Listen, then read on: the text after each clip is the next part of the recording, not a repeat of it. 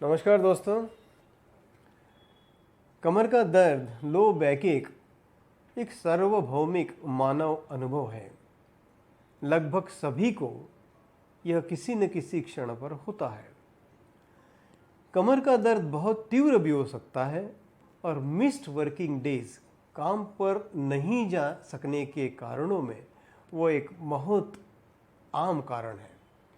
सौभाग्य से बहुत बार कमर का दर्द अक्सर अपने आप ही बेहतर हो जाता है। जब ये ठीक नहीं होता है तो उसके ऊपर प्रभावी उपचार भी होते हैं। एक सर्वेक्षण के अनुसार लो बैक डॉक्टरों के विजिट का 5वां सबसे आम कारण है। यह दर्द अपने पूरे जीवन काल में लगभग 80% लोगों को प्रभावित करता है। लगभग 12% आबादी पीठ दर्द से विकलांग है। 12% of the population is disabled by lower back pain. इसकी परिभाषा क्या है? Pain that occurs posteriorly in the region between the lower rib margin and the proximal thighs. दर्द जो निचले रिब मार्जिन और थाइस का ऊपरी हिस्से के बीच के क्षेत्र में होता है। दोस्तों, हम जो आज यहाँ पर बात कर रहे हैं उसका उम्र के साथ होने वाले डीजनरेशन से कोई भी ताल्लुक नहीं है। डीजनरेशन से होने वाला कमर का दर्द प्रिवेंट नहीं किया जा सकता और ये बात आप अच्छी तरह से जान लीजिए। उम्र के साथ होने वाला डीजनरेशन ये बहुत आम कारणों में से एक कारण है, पर इसके अलावा बहुत से कारण हैं जो हमें दर्द दे सकते हैं। मैं हूं डॉक्टर नंदकिशोर। इसके पहले वीडियो में हमने सर्वाइकल स्पॉन्डिलोसिस और फ्रोजन शोल्डर्स के बारे में बात की थी। अगर आपने वो वीडियो नहीं देखे हैं तो उन्हें ज़रूर देखिएगा। आज हम कमर के दर्द के बारे में बात करते हैं। छोटे छोटे प्रिकॉशंस और थोड़ी बहुत एक्सरसाइज हमें कमर के दर्द से छुटकारा दे सकते हैं। चलो शुरू करते हैं। Who is at risk to get low back pain? पीठ दर्द के लिए जोखिम कौन है? ज़्यादातर लोग पीठ दर्द का अनुभव करते हैं वो अपने 30वें साल में होते हैं। अतिरिक्त हमलों की संभावना उम्र के साथ बढ़ जाती है। The odds of additional attacks increase with age. अन्य कारणों में शामिल है वजन का ज़्यादा होना, ओबेसिटी, थोड़ा वजन कम करें, गतिहीन होना, सेडेंटरी लाइफस्टाइल, थोड़ा बहुत हालचाल करें, काम पर भारी सामान उठाना, लिफ्टिंग ऑफ वेट्स, सही तरह से वजन उठाने को सीखें, जिम या गोल्फ कोर्स में ज़्यादा वर्कआउट करना पीठ के निचले हिस्से में दर्द पैदा कर देता है। आप विशेष रूप से वल्नरेबल हो यदि आप काम के सप्ताह के दौरान निष्क्रिय हो जाते हो और फिर वीकेंड में जिम या खेल के मैदान पर घंटों बिताते हो। Exercise with regularity. पीठ के निचले हिस्से में दर्द एक चोट का परिणाम है, जैसे कि मांसपेशियों में मोच आना या भारी वस्तुओं को उठाने के दौरान अचानक शरीर का हिलना या खराब हो जाना। खड़े होने की या बैठने की मुद्रा यानी कि पोस्चर। इसका मतलब है आप बैठते समय अपने पीठ के निचले हिस्से और कंधों के पीछे की ओर अच्छे सहारा दें। खड़े होने पर वजन को दोनों पैरों पर समान रूप से संतुलित रखें। यदि आप अपने पीठ पर बैकपैक या अटैची उठाकर चलते हैं तो इसका पूरा बोझ आपके कमर पे आ जाता है। इसलिए एक ओवरस्टफ्ड बैग पीठ के निचले हिस्से को तनाव दे सकता है। यदि आपको एक भारी भार उठाना है तो एक पहिएदार अटैची पर स्विच करने पर विचार करें। Think of having a wheeled travel bag. तीव्र पीठ दर्द कुछ दिनों से लेकर कुछ हफ्तों तक रह सकता है, जबकि पुरानी पीठ दर्द वह है जो 3 महीने से लेकर बहुत समय तक रहता है। ये पीठ दर्द के लक्षण क्या है? एक, सुस्त सा दर्द यानी डल एकिंग पेन। दूसरा होता है छुरा भोंकने जैसा पेन, स्टैबिंग पेन। चिलक मारने जैसा दर्द, शूटिंग पेन। और दर्द की वजह से हिलना या प्रॉपरली खड़ा होना भी मुश्किल हो जाता है। दूसरा, दर्द जो नितंबों से पैरों तक जाता है, pain that travels to the buttocks, legs and feet. तीसरा, दर्द जो जागने के बाद बदतर हो और घूमने के बाद बेहतर हो जाता है, pain that is worse after waking up and better after moving around. Pain that feels better when changing positions, दर्द जो पदों के बदलते समय बेहतर महसूस करता है।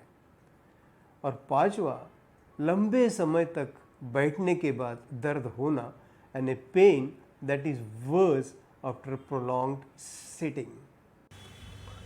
कमर के दर्द के लिए व्यायाम कौन से होते हैं?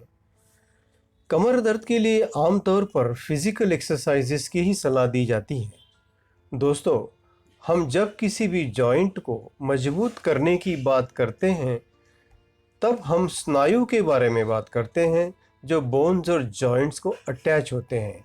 बोन्स और मसल्स का एक अटूट रिश्ता है। हम स्नायु को मजबूत करें तो जॉइंट्स अपने आप ही मजबूत हो जाते हैं। जनरली जो एक्सरसाइजेस बताई जाती हैं वो ये है: exercises for low back pain. Flexion, सीधे खड़े रहिए और धीरे धीरे हाथ की उंगलियों को पैरों की उंगलियों का स्पर्श करने की कोशिश करें। घुटनों को सीधा रखना है।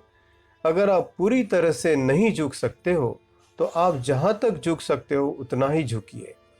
इस पोजीशन में 15 सेकंड रह के धीरे धीरे खड़े हो जाइए। एक्सटेंशन, बाहों को सीधा ऊपर उठा के कमर से पीछे झुकने की कोशिश कीजिए। राइट एंड लेफ्ट फ्लेक्शन, सीधे खड़े होने पर एक हाथ ऊपर उठाइए और कमर से दूसरे बाजू को झुकने की कोशिश कीजिए। लेफ्ट एंड राइट रोटेशन, सीधा खड़ा होइए, बाहों को कंधों तक सामने की तरफ उठाइए और दोनों हाथ शरीर के पीछे की तरफ ले जाइए, जैसे कि आप स्क्रीन पर देख रहे हो। ऐसा दोनों तरफ से करें। रोटेशन या सर्कमडक्शन, सीधा खड़े रह के दोनों हाथ कमर पे रखें और कमर को धीरे से गोलाकार घुमाइए। यह सब एक्सरसाइजेस को आपको 10 बार करना है, 10 रिपीटेशंस मिनिमम।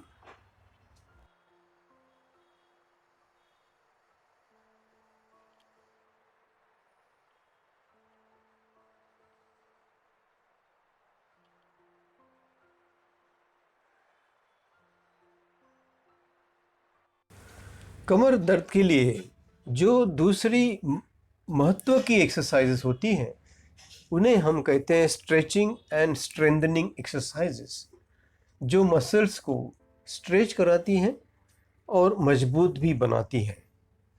ये सभी एक्सरसाइजेस आपको करने की ज़रूरत नहीं है।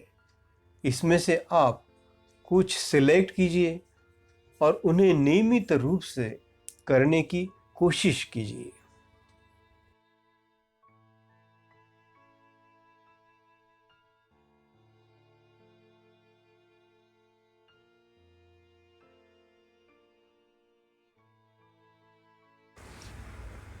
तीसरी होती है लो इम्पैक्ट एरोबिक्स।